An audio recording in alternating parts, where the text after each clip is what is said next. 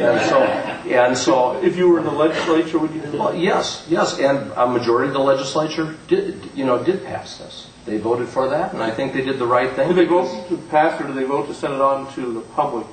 I think that most legislators would see that as being related, those being related issues.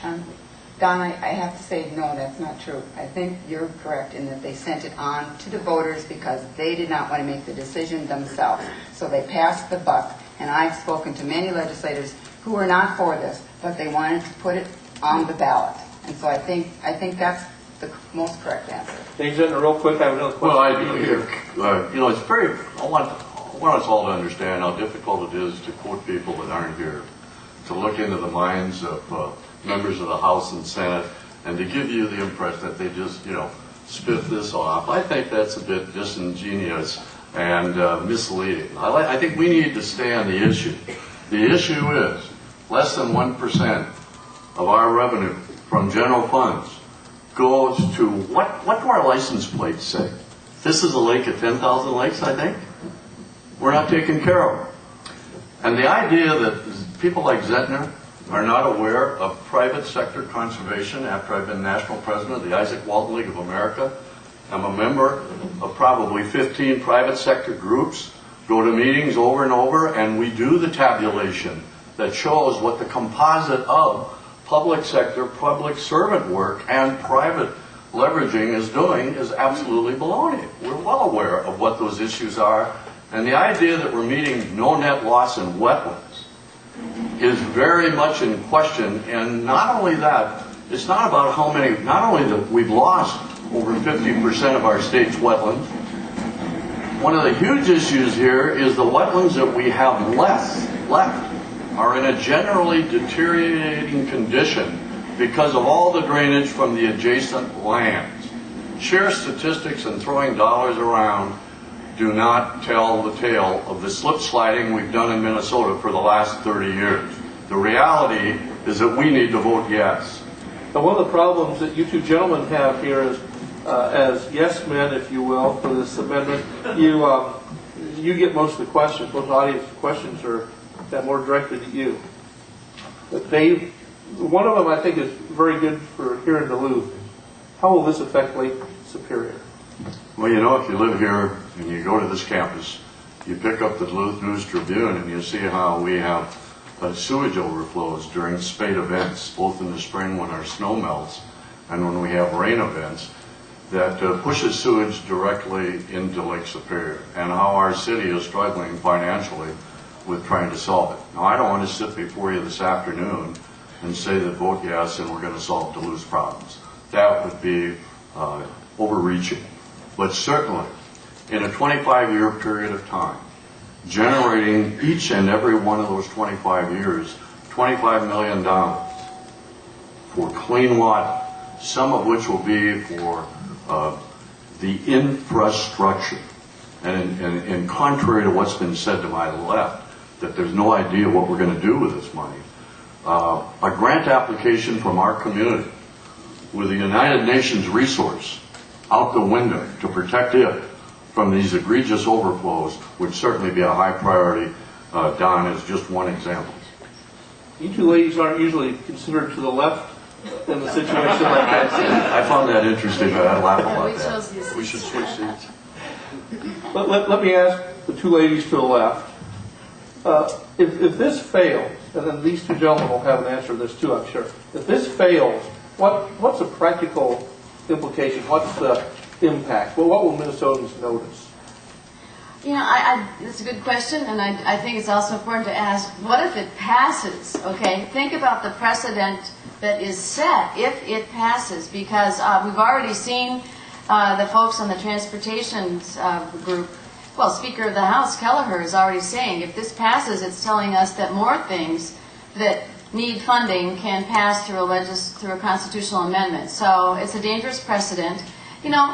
Anytime something fails, you go back and you put the pieces together and you relook at it. So I'm not, I think sportsmen should take a lesson and should sit back and say, well, how could we have done this better? And I think there are probably good ways to be more specific and and so on. So I mean, I don't think it's certainly the end of the world for the resource. There may be some more specific way to dedicate money to specific needs.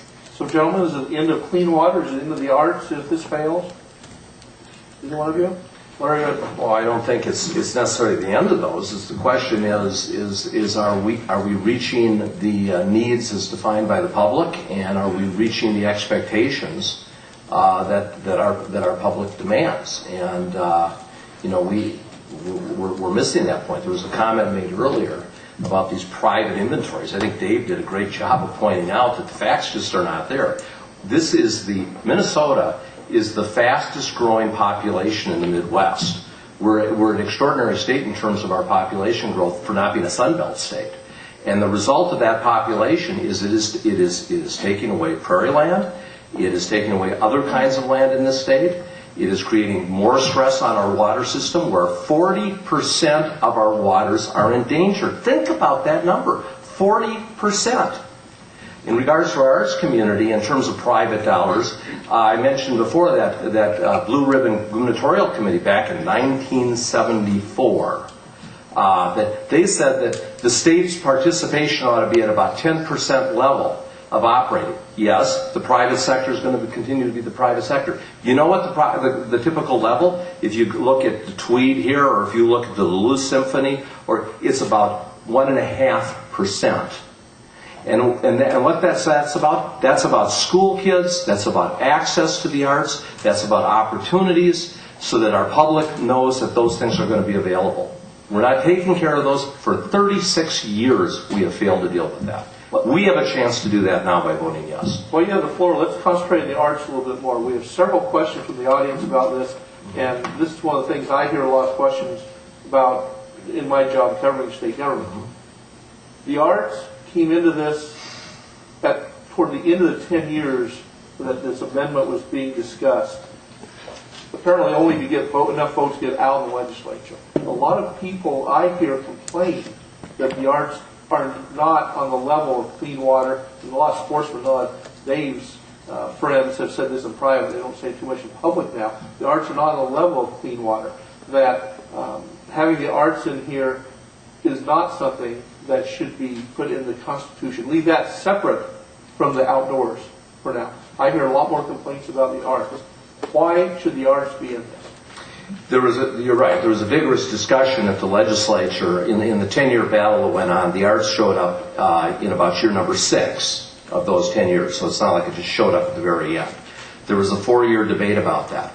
I think the reason the arts were included, and by the way, over portions of those years it was included, was because members of the legislature believed that what this amendment is about quality of life. It's about protecting iconic features of our state that are not the primary functions of the state, typically, as we think about education, health and human services, but nevertheless things that are very defining issues as to what makes Minnesota, Minnesota.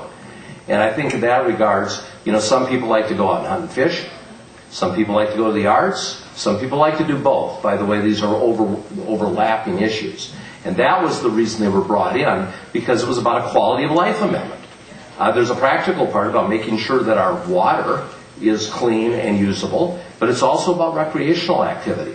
And there's more to human life. It's about the overall aspect of that. And that was the reason it brought in. And I think it widened support for the amendment.